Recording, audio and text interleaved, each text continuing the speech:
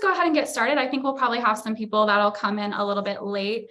And Terry, if you would, you can just kind of talk to them via chat and get them enrolled in the Canvas course. But if they don't, it's okay. They can kind of just follow along on my screen as well. So I'm going to go ahead and share my screen and then explain to you why some of us are sitting in a fiery wasteland. So just really quickly, my name is Katy Houghton, and I am a learning designer here at Utah Tech Online. And today's workshop focuses on active learning strategies. And as you can kind of already tell, we have leaned very heavily into a theme here. So we will be using a little bit of game-based learning as we go. So I'm going to let Samantha talk a little bit, and then I'll explain more about what you can expect.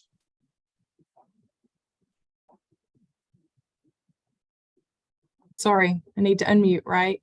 Hi, everyone. I'm Samantha Greeson. I am the Instruction and Assessment Librarian here at Utah Tech Library. I'm here with you all today because I have been working with UT Online and with Katy this semester to completely redesign a library course that we offer. So our goal in creating that course was to make it highly interactive and engaging, and UT Online has been really valuable in making those changes. And we'll talk more about that, more about the course here in just a few minutes. All right, I just want to check. Can everyone see my screen? Okay. Yeah. Perfect. So primarily you guys are going to be watching my screen, and then I'll let you know whenever it's your turn to flip back to the Canvas course and complete some activities as we go. So a little bit about why we're doing the workshop in a Canvas course. I wanted you to see it from a student's perspective. I kind of wanted to emulate what active learning can look like in an online space in Canvas as an LMS. I would encourage you today, and I can tell already with some people already changing their backgrounds, it's meant to be fun. So I know it's a little out there and it's a little strange, but just don't take yourself too seriously today. Be open to using your imagination, and you will get to do some assignments in the Canvas space. So hopefully you guys enjoy what we put together. I don't think there's anything else. Sam, was there anything else before we get started? No, I think you about covered it. All right, so I'm going to go ahead and click here to start our adventure. Okay, so hi everyone, welcome to the Downside Up. The Downside Up is where passive learning reigns supreme. Our goal here in the Downside Up is to earn skill badges and to escape this passive learning landscape. We've decided to have a lot of fun with this workshop today, and we've drawn inspiration from the hit TV show Stranger Things. So that's why our backgrounds look the way that they do. So we've kind of riffed off of the Upside Down, right? So during this journey that we're going to take you on today, you're going to adopt a character, you're going to complete a few challenges and earn skill badges, and then we all will hopefully defeat the enemy, which is passive learning. We've really leaned fully into this active learning approach, like Katy said. So I did just want to tell you all to keep in mind that this is just one example. We wanted to have fun with the active learning concept, but there are a lot more options that you can do that aren't this time intensive and this complex. And we will definitely give you options for that as well in this workshop as well. Okay, and so a little bit about our skill badges. You'll see them here on the screen. Our level 1 skill is wisdom. Our level 2 skill is master of combat. And then our level 3 skill is a field medic. And you'll develop your skills throughout this workshop to defeat passive learning. So next we'll go on to our choose a character. So for your choose a character, we're going to begin, and you're going to choose a character that reflects how you feel about active learning right now as you begin this workshop. Are you the sheriff? Do you identify with him who has established a way of teaching that you know and you're comfortable with? Or are you the jock who is always up for something new and exciting? Are you the kid with superpowers who's quick to jump on new trends? Or are you the ex-villain who has come around to active learning, but you may need a little bit more guidance on this, how this stuff actually comes together and how it works? So for this first activity, we're going to choose a character and we're going to create discussion posts that explain why you identify with your character choice. So we've allotted approximately 5 minutes for this activity, but let us know if you have any questions. All right, so now's that time. We're going to click back over to the Canvas course, think about who you identify with most, and then post your response on the discussion board. And then hopefully you can see kind of from a student's perspective how this type of activity would look.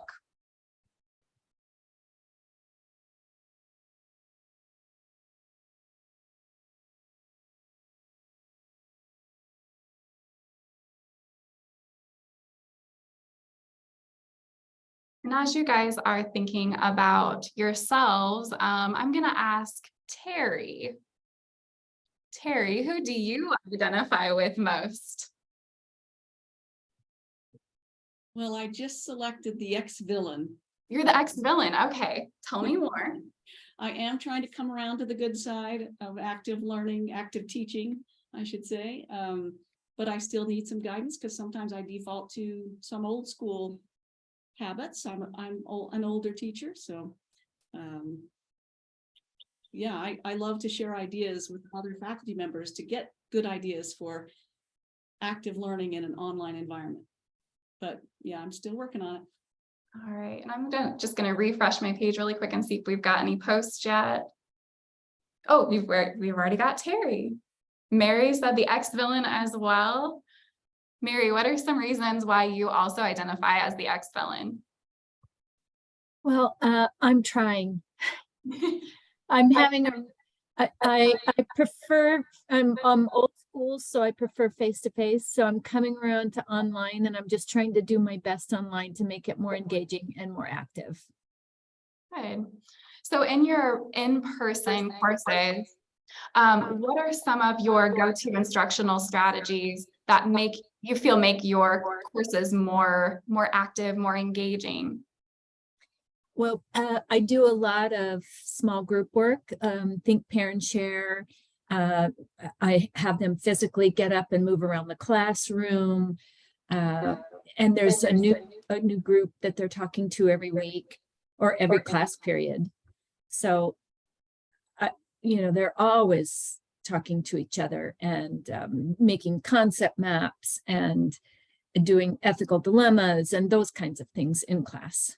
Okay, so for you in the online environment, it's more of that collaboration that you want to make that a little bit more prominent, a little bit more engaging in your course. Yeah, if there's one thing that I wished I could do is to be able to do team-based learning online with success without students hating me and their team members. Gotcha. Yeah, I might have a couple of ideas for you here in a little bit when we get to different strategies and tools.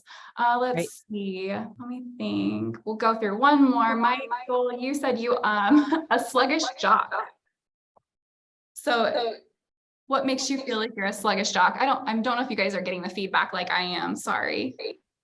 Well, I was originally going to choose the villain one, except I was never opposed to active learning. It's just more like, philosophically, I'm a big fan, but then when it comes time to put into practice, I usually just resort to my old ways.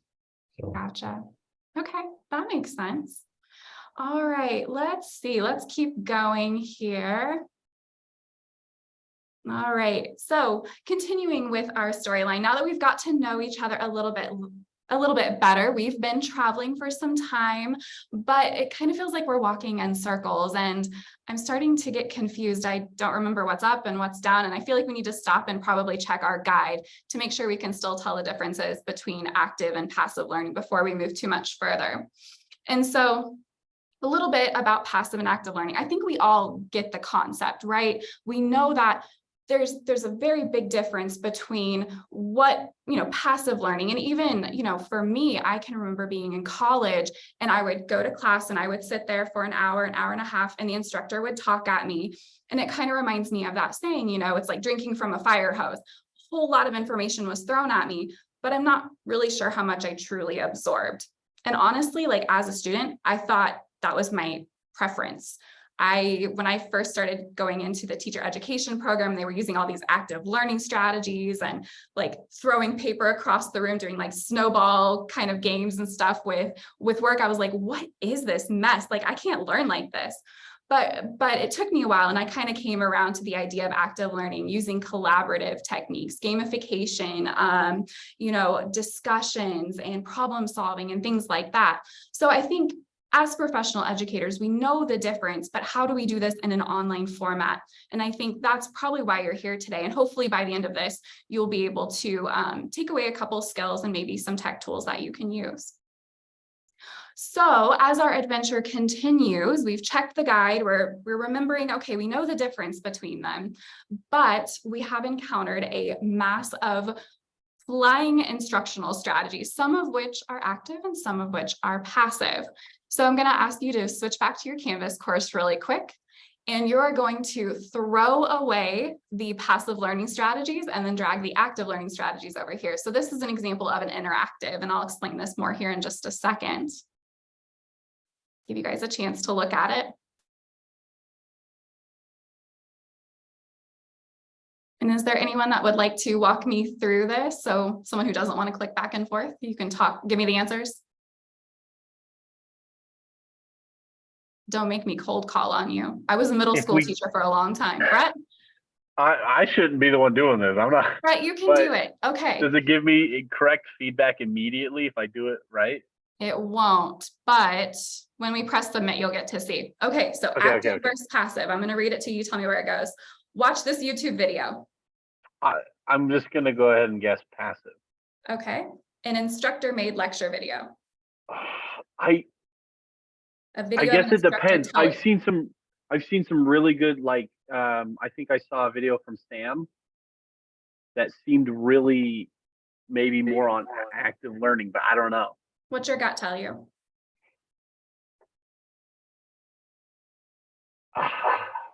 Someone else help me. Lifeline. Brett's phoning a friend. Does anyone have I would say passive. It's active for the instructor because they're putting a lot of effort into it, but usually for a student to sit and watch a video, even if the teacher made it, it's going to be passive. Okay. Same as a YouTube video. Yeah. What about YouTube video with guided notes? That makes me want to say active. Let me guess. Okay. Opportunities for reflection on learning. Active. Frequent checks for understanding. Active. Assigned readings. Passive. All right, Brett. Congrats. You are now a learning designer. So this right here is actually a tool that we created using H5P. It's a relatively new tool that Utah Tech Online has, and this is just one of many things that you can do with H5P. You can do image hotspots, so you can have a picture, maybe a map where you click different areas and it'll bring up maybe some facts or some videos or some accompanying images, things like that. It can do interactive books, which we use a lot in Sam's course. You can do interactive videos where you can have a YouTube video, but where it will actually pause throughout and questions will pop up for you, and your students can have a little bit more engagement with those resources. Okay, so we have defeated the evil fowl, and now we can move on. And you've actually earned your first badge. So you demonstrated wisdom by identifying the differences between active and passive learning strategies. So you have earned level 1. All right, so as we are making our way to the gate to escape the downside up, we see a shed kind of off in the distance, and it looks all run down and stuff, but I'm thinking there could be some weapons in there that we could use to defeat passive learning. So let's go take a look.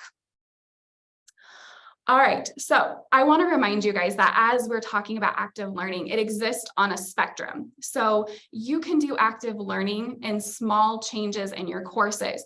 Our course that we designed, it went really hard into the active learning. We're using game-based learning. We have interactives. We're using tech tools, but you can do small modifications to your course that will actually make quite a big difference.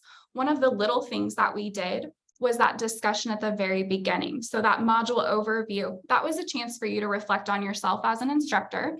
It also gave me, the facilitator, an idea of who you are. Now we kind of ran through it, but imagine that I had the time to read through your responses and kind of get to know you and where your deficits may lie and where you're comfortable with. So this would actually be a really good tool as we start to move forward in modules and or units in that regard. Like I said, this chart here has a lot of active learning techniques. You'll notice some of them feel more like they're designed for an in-person course. For example, like role playing or jigsaw discussions. And there's ways you can do those in an online course if you're using the right tech tools, using videos and things like that. But I'm going to give you some more specific examples down here that really work with an online format. So as I show you these, I want you to consider, first of all, the time commitment that you may be getting yourself into. Is it appropriate for your content? And also, what are you comfortable with? Because it may not be a reasonable ask of you to lean really hard into gamification if you are, for example, an ex-villain, or if you're the sheriff who's kind of old school. However, if you're more of a jock, or if you're more of the kid with superpowers, then maybe some of these more intensive options could work for you. So you guys will have access to this Canvas course, by the way, and you can go back through all of this. I created a list of resources that is definitely not fully inclusive of everything that you could possibly do, but I wanted to give you some ideas of things that, that you could use and some resources that accompany those. So I would encourage you, later on to come back to this page if you have time. A little background about me: I was an 8th grade science teacher during the pandemic, and we were fully remote, and we were expected to still provide our students with hands-on learning experiences. And so we had to, I'm sure you heard the word pivot, quite quickly. And so as an 8th grade science team, some of the things that we did was we took all of our labs and we redesigned them into something that could be done at home with stuff that you have just laying around. We created a series of, we call them House of Science lab demo videos that prompted students to engage. So there would be pauses in the videos where students would then do something on their own. And that would be that's pretty aggressive when you're thinking about active learning and trying to implement that. But something else that we did were discussions. And we wanted our students to actually engage in meaningful discourse, not just a question like, what are the 3 different types of plate boundaries when we're talking about maybe geology? And then they would all post their answers and then respond to 2 of their peers, because that has a right or a wrong answer. If you want to encourage discussion, you've got to give them something to actually talk about. So I would oftentimes give them something they could debate, like, what's the most destructive type of plate boundary? Well, some might say it's transform plate boundaries because we're thinking about like the San Andreas fault line. Some might say convergent because that's where you get a lot of earthquakes and volcanoes. So you're giving them something to argue about where they can still show mastery of those concepts. Another one that I really love is reteaching. And this can be done by having them make a video tutorial and just posting this on a discussion board where they can just reteach a concept that they just learned. They don't have to share their screen. They don't have to do slides or anything like that, but just simply talking it out. If I'm a math instructor, maybe I just have them tell me how they solved this problem and I can evaluate it that way. Let's see, let me think of another one that I really like. Gamification is another great one. There's all of these different sites. Has anyone used any like quizzes, Kahoots in their courses? Right, you have. Yeah, these are really great for like quick rote memorization. They worked really well in science, but they might not work well for, like, for example, maybe an English instructor where you might not always have a right or a wrong answer. So that's something to keep in mind with some of these platforms. H5P, which I talked about earlier, has some ways that you can do some gamification in there as well. Let's see, is there any of these that you would like me to speak more about?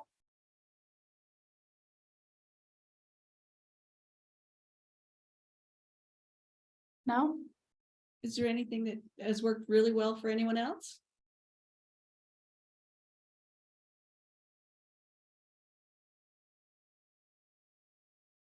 All right. I was just wondering a little bit more about H5P, but I guess we can just go in and explore that ourselves. Yeah, actually down here. So these are accordion tabs. So under tech tools, I picked out just a few of my favorites, and H5P is the first one that I listed. So H5P, like I said, has a lot of different options. And if you want to see all that there is, you can click on this link here. And there's all of the different examples. So like I said, there's just so much that I didn't really know how to highlight all of them.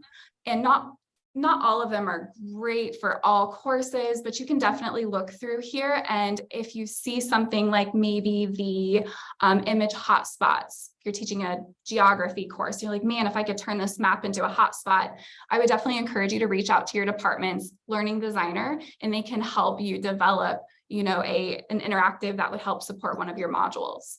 So that's definitely an option there. Thank you. You're welcome. Anything else? Katy, there's a question. Carol asked, what is Brooklet? Brookit? Blookit. Okay, yeah, Blookit's up here under the gamification. So Blookit is basically, it's like Kahoot. It has a little bit more options in terms of the type of games. I was hoping that I could click here, but I think it's going to make me log in. So think Kahoot, but you can make different types of games. So you could do like a race or capture the kingdom. I can't remember. There's like crypto hacking and stuff. So it's Kahoot, but with a little bit more variety in how the gameplay works. And so with HP5 or H5P, I looked into it in the past, and we didn't have a license. So you're saying now that anybody at Utah Tech can use it? Not anybody. So Utah Tech Online purchased a set of licenses. So we don't have one for every instructor. But like I said, if you have an idea, I would definitely encourage you to reach out to your learning designer or even me, and I can help get you set up with someone, and they can help you develop those. And you could work one-on-one with one of our student media techs or Kevin or myself, and we can design those for you. Okay. Yeah. All right. So really quickly, I'll talk about a couple others of my favorite. How are we doing on time, Samantha?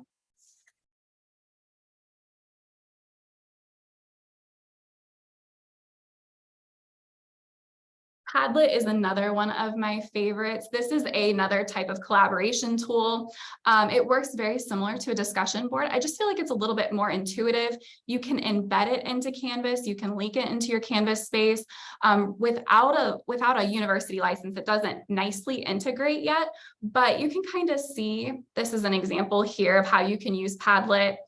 And this might be good for like an introduction activity with your students. This is how they used it to introduce their Padlet squad here. Let's see, Hypothesis. There's actually an art history instructor here at Utah Tech who uses Hypothesis. And this is a tool, it's through an open educational resource. So you don't have to pay for it. It does tend to work nicely with Canvas. You will still have to grade it using a rubric or something like that, but you can annotate on any web page, which is really cool. There's actually a screenshot here if you wanted to see that. It's probably not going to show up great on my screen sharing here, but you can see where students are highlighting and then adding in kind of their comments here. And this, again, like I said, is an open source technology, so there's no cost to you to use this. And then Flipgrid, which is a video discussion platform. I like this one quite a bit. I use this as a science teacher a lot to let my students, I would give them a topic, they would record themselves, they could give each other feedback through video or text.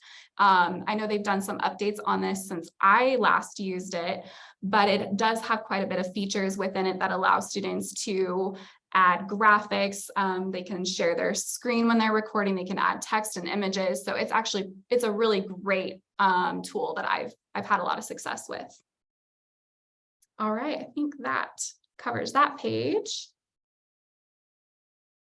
And then Sam, I think we're on to you. Okay, so we just wanted to talk a little bit about my experience coming in with working with UT Online, and a little bit more about what that process looks like and how Katy and UT Online are able to help us as faculty members. So My project with them is adapting a library course to make it more active and engaging.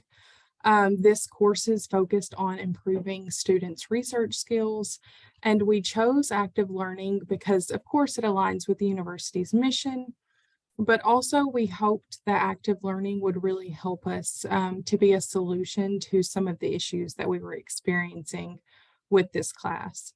So the major challenges that we were running into was a very high fail rate. So it's an elective 1-hour course, but students would continuously receive poor grades.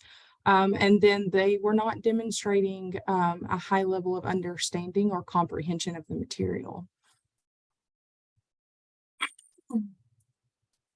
So that led us to our vision for this course. We adopted an active learning approach, and we really wanted to find ways to make this course more engaging and help students really authentically connect with the content. So the overall goal was to help them understand these different concepts and how they impact their learning throughout their academic careers. And UT Online, I was really surprised by our collaboration because my understanding of UT Online was that they would take my content and put it into an online course and that they would help me with that process, right?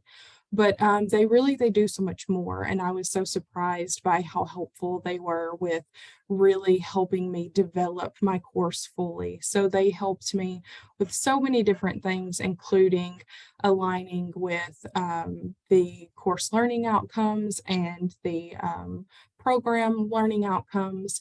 And then, of course, really integrating all of those interactive tools like H5P and Padlet and things like that to really make the content more engaging and create opportunities for the librarians to interact more with students and get more feedback and really help them achieve those learning goals. All right, and I think we forgot to mention that you did earn another badge earlier. Yes. So you, by stealing some weapons from the shed, you are now a level 2 Master of Combat. So now we can move on. Okay, so the next one is an activity for you. So you will be flipping back to your Canvas course, but we've reached another obstacle in the downside up. So we see there's a lost instructor out there and he is just stuck in this endless loop of passive learning. His students are bored. He just threw a whole bunch of stuff into his Canvas course and can't understand why it's not engaging. So what we're going to do is we're going to take a look at the lost instructor's Canvas course, and then we are going to determine at least 3 ways that he can make his Canvas course a little bit better. And remember, you have that whole spectrum, and don't feel like you can't flip back to that previous page and take a look at some of the different strategies and tech tools that we saw earlier, and look at ways that he can improve this course. The content, I kind of alluded to it earlier, is plate tectonics. And you may not be a subject matter expert in geology, and that's totally fine.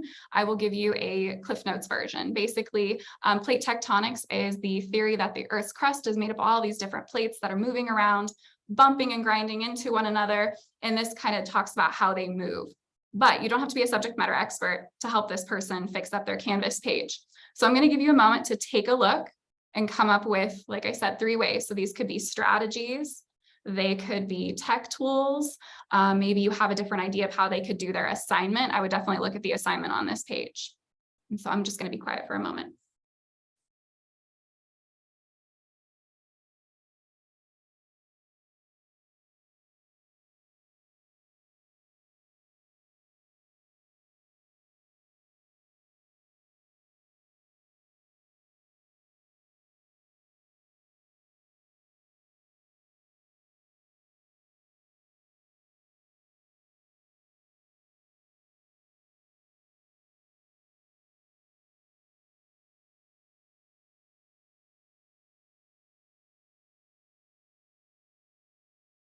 And as you're looking, feel free to post your response on the discussion board, but I'd kind of like to talk to somebody too as we're going. Is there anyone who'd like to volunteer?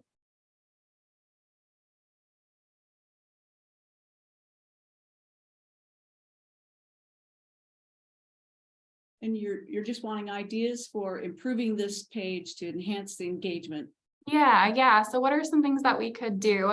And like you'll notice, so it tells us about the different types of plate boundaries, but like, I don't know, maybe there's different ways that we could show that. Right now we just have this picture. I don't know what the picture is even really supposed to be showing me. The assignment is just to write a 500-word summary. What would be some, go ahead. One of the ideas I had immediately, I mean, we kind of talked about it, so I don't know if this is what you're going for, but like some sort of heat map with the map. I mean, I can't even click on the map and zoom in. I can't see it at all. So like that by itself, I mean, it, you know, would be step one, make it bigger. But if you made it like an interactive map where you're like, hey, and I can't really tell if it tells you what types of plates there are, but maybe where you could click and say, all right, this is divergent, you know, and whether you know that yet or not, you could at least then start associating it with those types of plates. So some sort of activity where example. You take what you're learning and you apply it into the real map. Kind of what I was thinking. So you would really put the map at the forefront and have it something where students can interact, and you could, taking it one step further, maybe they click and it shows them how those plates are moving. So maybe it's a convergent plate boundary. They're moving towards one another. You have some sort of graphic showing that. Jill said in the chat here that having the students draw pictures, which I think is an excellent way to take this assignment up a notch. Writing a 500-word summary, I could just copy this, like really, I could just write it in different language. I could paraphrase. That doesn't show that I actually understand the different types of plate boundaries. But if I'm drawing it, that does show that next level knowledge. Is there anything else that you guys can think of? What about my learning designers that are out there? Sheen, Huck. Identify, there you go. Identify the examples. You could have them like even go search the internet and find some real world examples of these different types of plate boundaries. Like I said, like the San Andreas Fault is a transform plate boundary. Maybe they could actually go and find real world examples.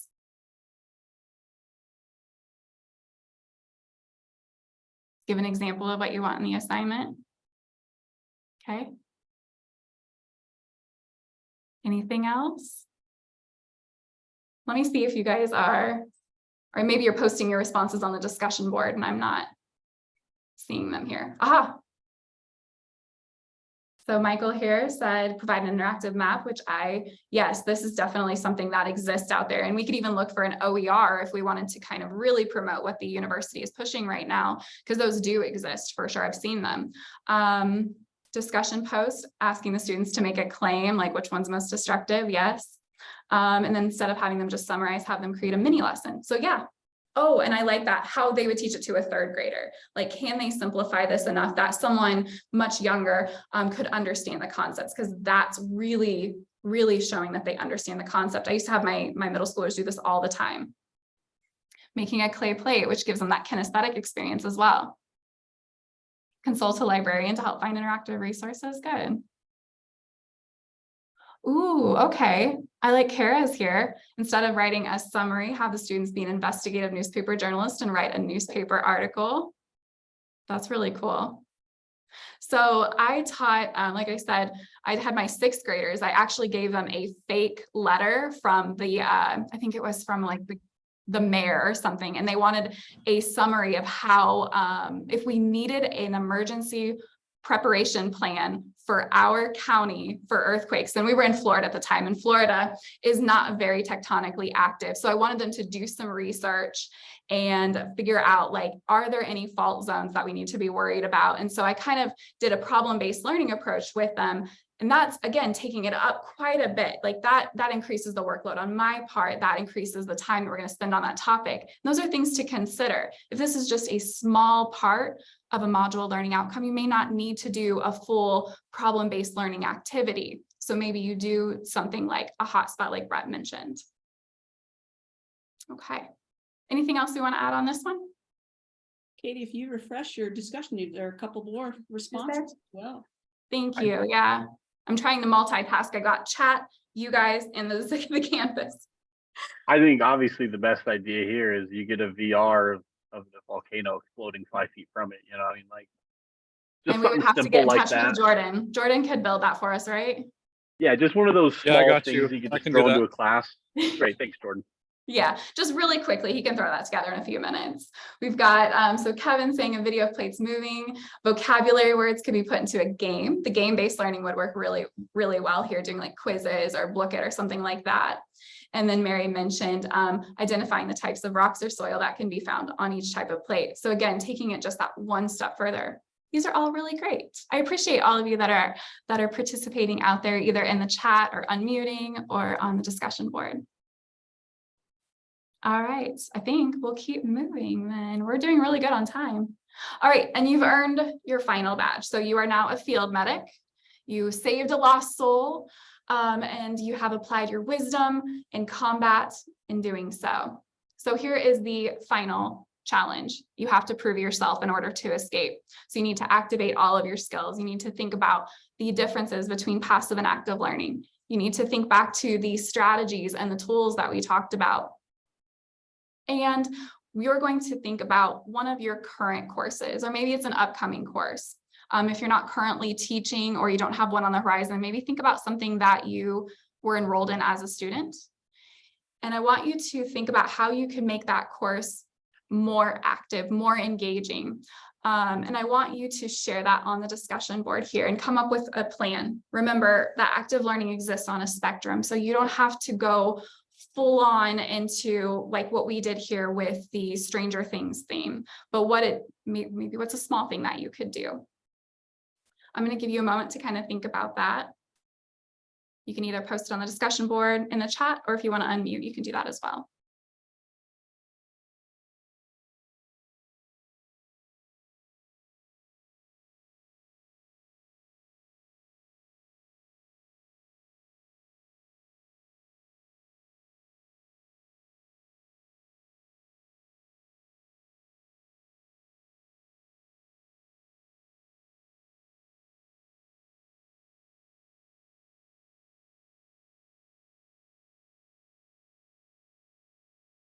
Mary said that she doesn't have a specific example, but she's going to explore some of the tools. And sometimes that's the first step.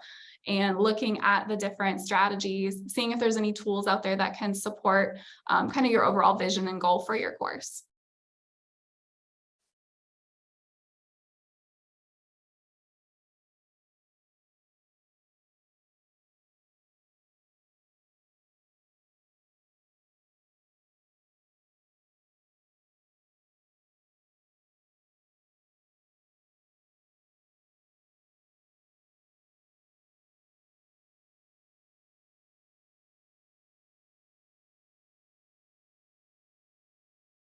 Is there anyone out there that would like to unmute and share rather than typing theirs out?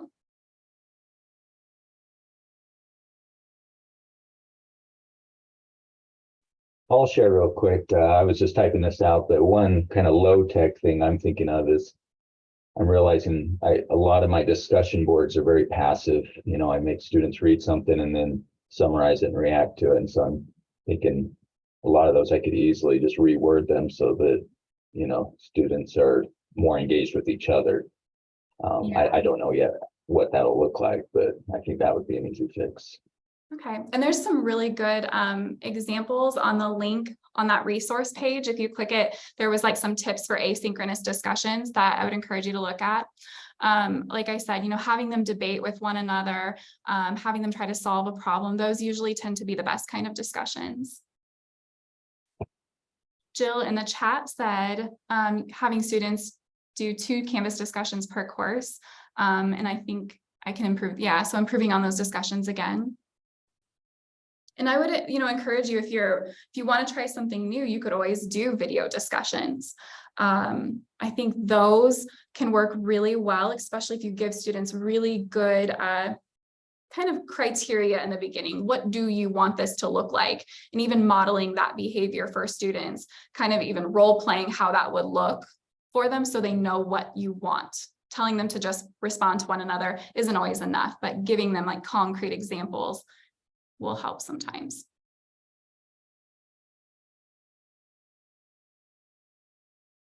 And I'm going to refresh really quick.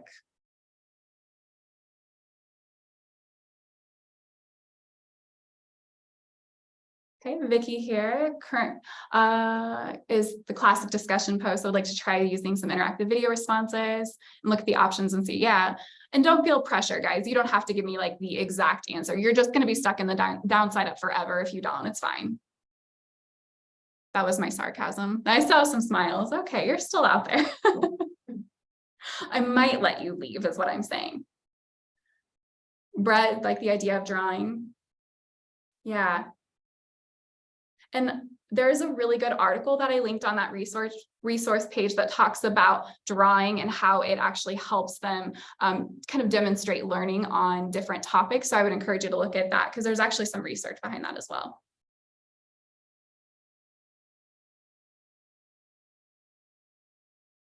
Okay, Vicky asked a question in the chat. How are you grading these? Students look at the minimum expectations and only do what is required. So a rubric, a really good rubric is always the first step in kind of encouraging good discussions. But I think if you give them a prompt that gets them excited, that gets them engaged, I noticed with my middle schoolers who are, you know, they are different types of learners, I'll admit, but during the pandemic, they were very disconnected from what we were doing. But if I gave them something to argue about, like a debate type of question, they really got into it and almost the discussion would take off on its own. So you might find that if your prompt is more engaging, the students may be more likely to go above and beyond those minimum expectations. Does that help kind of answer that question, Vicky? Yes, it does, because I know they just, you know, with the, and I don't like the regular discussion. So that's why I'm here, is because I'm like, I need something else, because it is, you know, you have to respond to 2 people. So they respond to 2 people with the minimum word count. And it's like, there's no discussion here. So yeah. Yeah, and you may even consider removing that note that says the minimum number of words. Maybe maybe you don't count the words, but you look more at the substance of their comments when you're looking at their responses. Oftentimes I will give sentence starters for the responses as well. If I notice that students are struggling with like what to write, give them, like I said, give them an example, model that behavior the first couple times in the course. And then after that, they tend to kind of feel more comfortable moving forward. And I don't know if Jordan, Sheen, Huck, if you have anything out, I guess Huck is gone. If you've got any other ideas for that.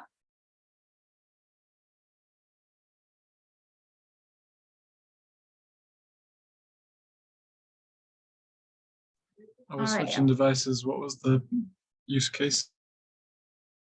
I couldn't hear you, Jordan. What'd you say? I was switching devices, but what was the use case you were talking about? Oh, we were talking about discussions, like getting students to go kind of above the minimum expectations. I have an entire like I have a document that has a bunch of different ideas for online discussions that I can post a link here. I'll find it in just a second. Yeah, thanks, Jordan. All right, one more sweep through the comments here. Kara says showing narrated PowerPoint to present an online lecture, short video clips. And at the end of the discussion, that's really, oh yeah, doing like a modified old maid game. I would be curious to know more about that, Kara. I might have to pick your brain. That sounds interesting. Doing some more game-like stuff. Yes, and gamification, it's really taking off lately. You can also do kind of like a modified version of it, kind of like what we're doing here. We're not seeing a lot of Kahoot action, not a lot of quizzes, but we're kind of using this fairy tale story with some badges along the way. There's no leaderboard. I didn't want it to feel like there was competition here, but those are things that you could do. Teaching pages more interactive. I think just frequent checks for understanding is one quick way. Like instead of throwing a whole bunch of content on the page, having like just a question here and there, just like little check-ins to make sure they're still following you in the content. All right. Okay, well, I think we're ready to move on. Is there anything else you can think of, Sam? I don't think so. I think we covered it. Okay, I'm going to click next then, and congrats. I'll let you go. You have escaped. So you're back in the right side up. You are safe on campus again. And you did that because you can identify the differences between passive and active learning. You've got some skills that you can look back at, some tech tools that you can refer back to, and then you've also applied your skills to help a lost soul. So as you return to your normal lives, just keep all of that stuff in mind, lest you return to the downside up. And then, of course, we'll have some time for questions. If you want to, you can definitely celebrate by listening to Running Up That Hill by Kate Bush, which I highly, highly encourage. It's not required, but I highly encourage it.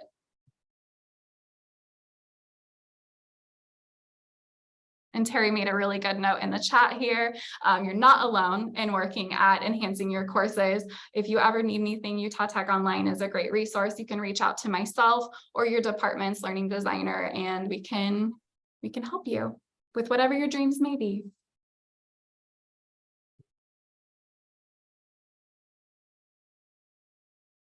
And like I said, any questions, anything you want to ask?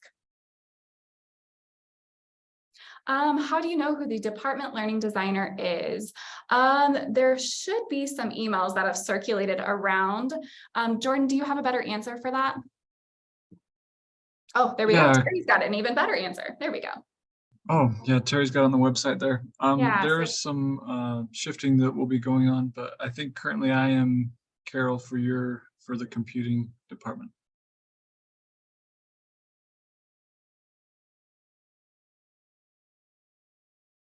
Thank you everyone who came and who humored us through this workshop. I know it was a little silly, but I love all of these backgrounds that are out there. Make sure you change it back before your next meeting though, because if you leave here and you don't change it, you will enter your next meeting in the downside up and people may be confused. That's what I want. Thank you, everyone. Like I said, feel free to stick around. We'll be here for another 10 minutes or so if you have questions. Oh, thank you.